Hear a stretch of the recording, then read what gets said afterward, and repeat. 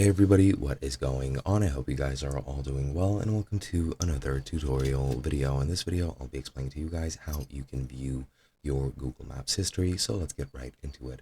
Now, I'll be explaining this for the PC version. On the web version or on the mobile version, what you can do is you can just click on search and it'll show you your history. You can also type on you and go through your maps history that way.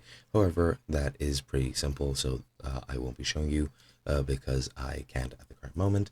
But yeah, on the PC, you can do a couple different things. You can go into your recents over here and you'll see all of the locations you've tagged like that, and it'll show you across the entire map and tag all the locations that you have seen.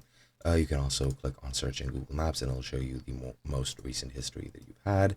You can also make sure that your location or that your history is being saved. So if you go into your data and maps, and if I scroll down, you'll see that I have my timeline, and you can turn that timeline on, which is pretty much just going to save your searches on Google Maps.